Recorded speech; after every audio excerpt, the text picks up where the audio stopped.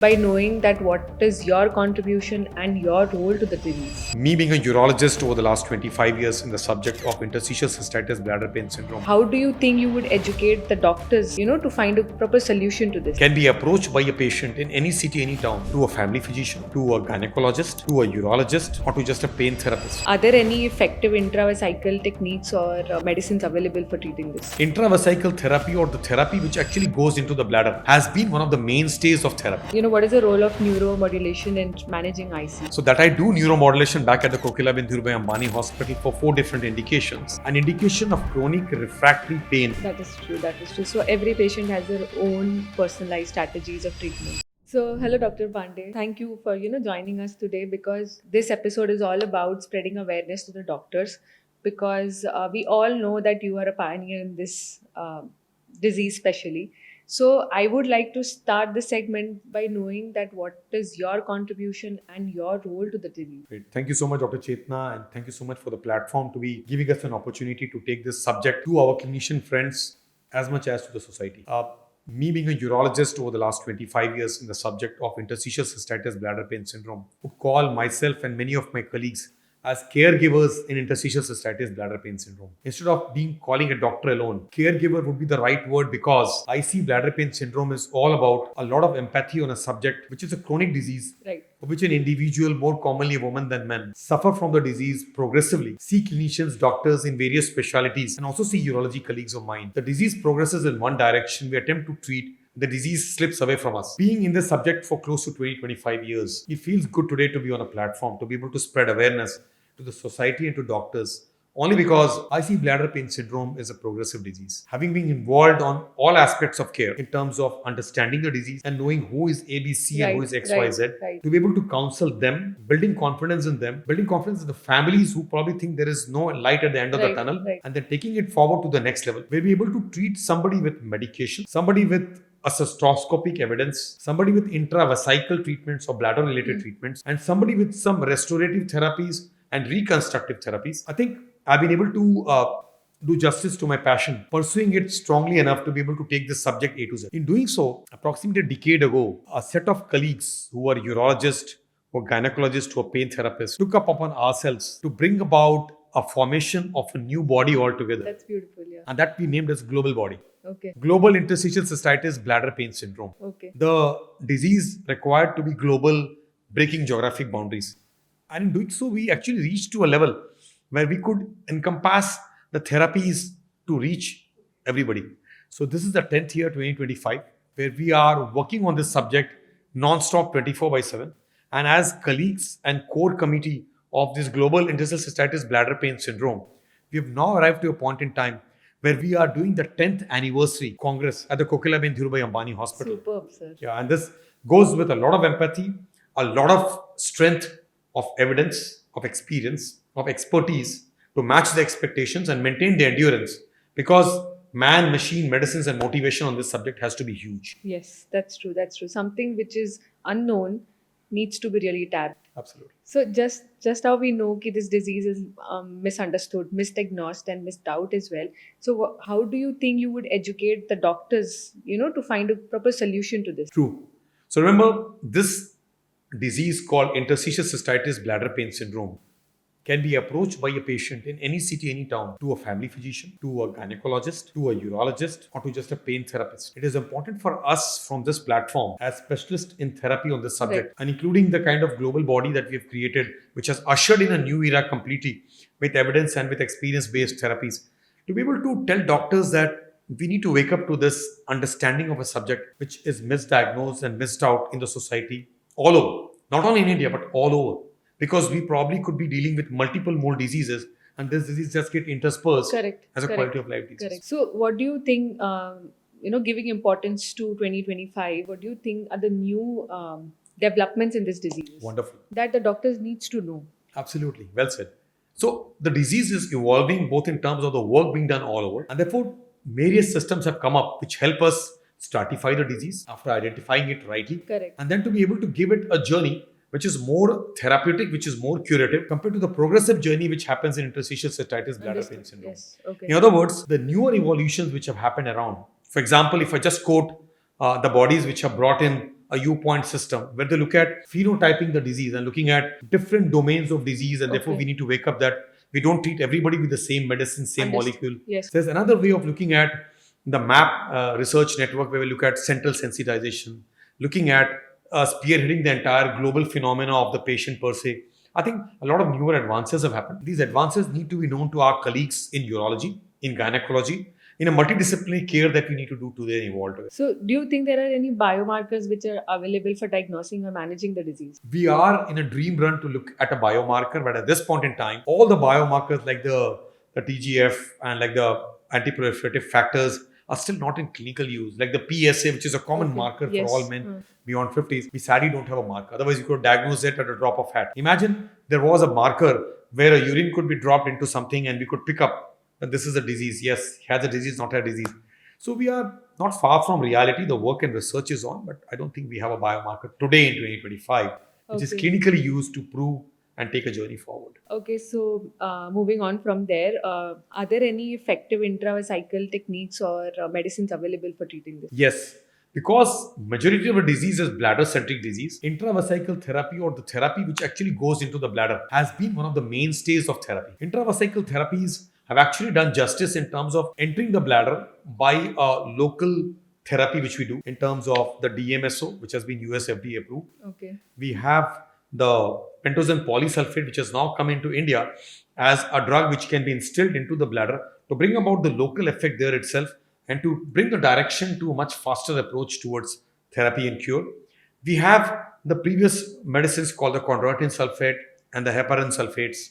But overall, we have the common cocktail Okay. where we use an anesthetic, we use a soothing medication, we use a combination of yeah. a mixture which we call as cocktails in various connotations, which actually works. Okay. So intravesical therapies have been a mainstay of therapy in flares, in Okay. progress disease, Okay. and in diseases where a caregiver gets involved in a day-to-day, week-to-week, Understood. month-to-month therapy. Understood. Highly effective as well. So, other than medications, what is the role of neuromodulation in managing IC? Oh, yes. So that I do neuromodulation back at the Kokila bin Dhirubhai Ambani Hospital for 4 different indications. An indication of chronic refractory pain, which is not responding as a result of the neuralgic effect which it brings about in the pelvis.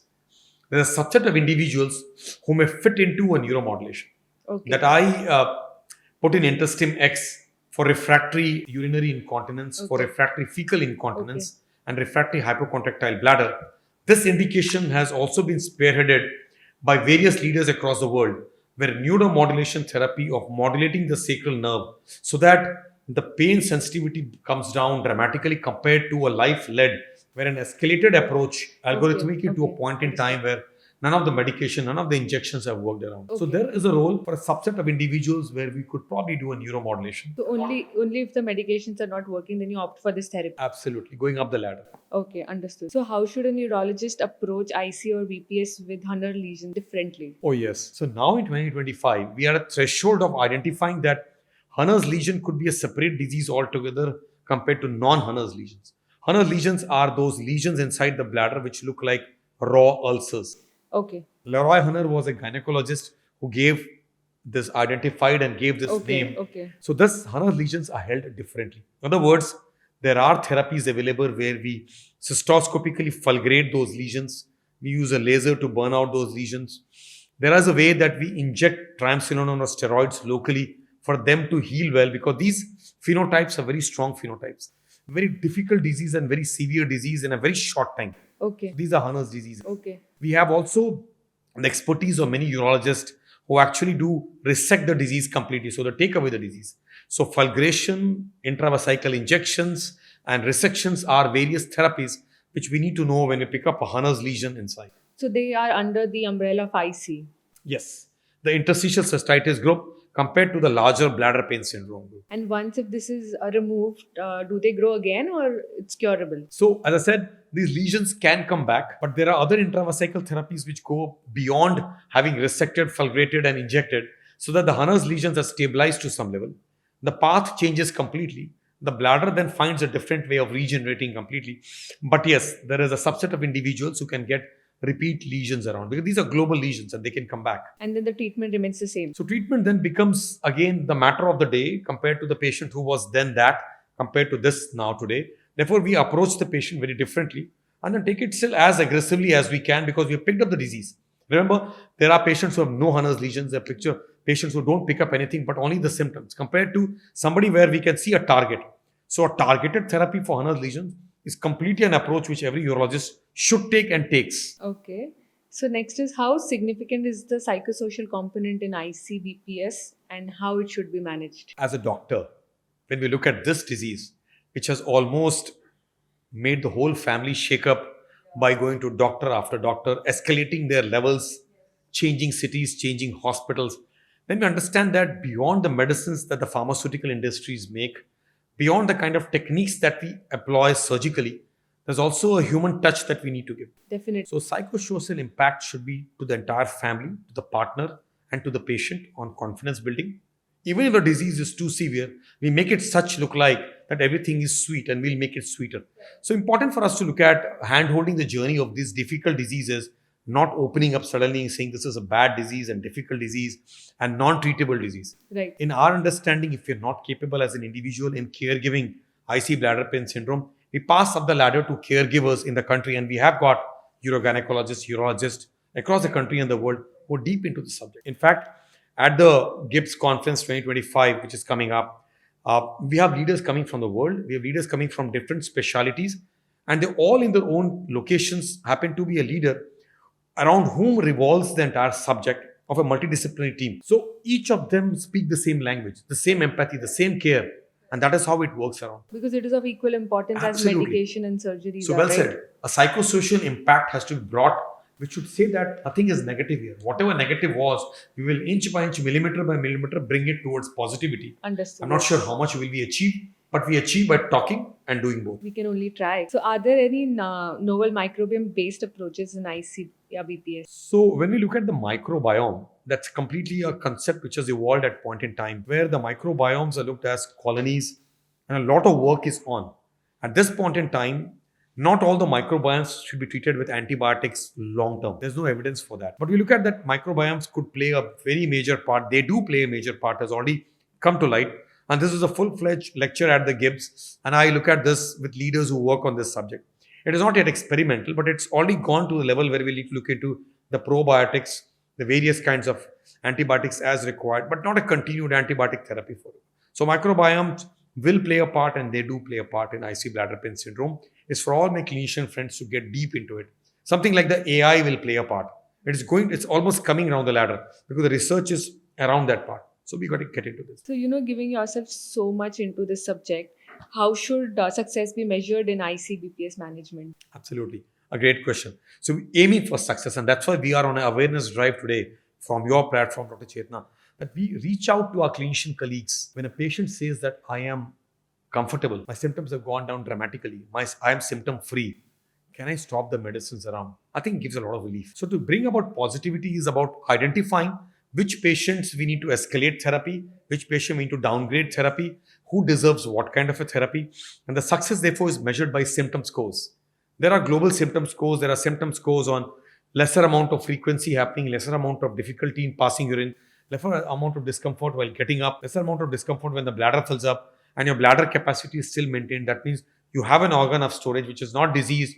Up to a point it was diseased, and we're able to reverse it. That is true. That is true. So every patient has their own personalized strategies of treatment. So we need to look into getting that personalized goalpost that the individual requires by taking the therapy to the best expertise that we have. So last but not the least, is there a role of genetic or epigenetic testing in ICBPS? The disease as such doesn't have a great genetic linkage known till 2025. But yes, the genetic and epigenetic linkages have been established, at least in the models. And there's a huge work going on in the research labs to identify still both the idiopathic changes to the causes of disease, to be looking at in depth of each of the phenotypes. Why do some bladders become contracted? Why do some bladders continue to stay that way? Why do some Hunner's lesions never come back? Why do some people get Hunner's and why do some get non-Hunner's? Why do somebody gets a non-bladder centric and bladder centric? So these could be genetic linkages which need to be established. And as time goes on in the life that we would lead, probably this would help us out to be able to pinpoint that this is a gene which is involved around, but at least not for today. Someday we'll be sitting and having a conversation on those unanswered questions as well. So just a bonus question, or just to conclude the segment today, what are future directions in IC research? Yeah. So when we look into the IC research, we know that the clinical work is on one side, and there's always a paradigm shift to bring about a lot of knowns from the unknowns we know, which means there are clinicians, there are leaders, and there are those stalwarts who are working on various models and various requirements. For example, a very personalized medication is required in terms of approaching this individual today compared to what will be required tomorrow. And in doing so, the data that we have in the world, the data that we have in registries, which actually help us out to be able to build up some kind of an AI tool for this domain and for that domain. I also know that there is a huge amount of neuromodulation work working on this, which could help us in various other neuromodulation activations in due course of time.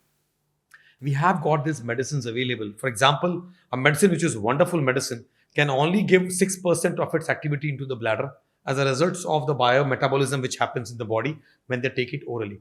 So there's a possibility of various delivery systems which will come up, which will allow the entire medicine to be delivered directly by the liposomal pathways, by various drug delivery portals, which could help us to target the phenomena directly by reaching them.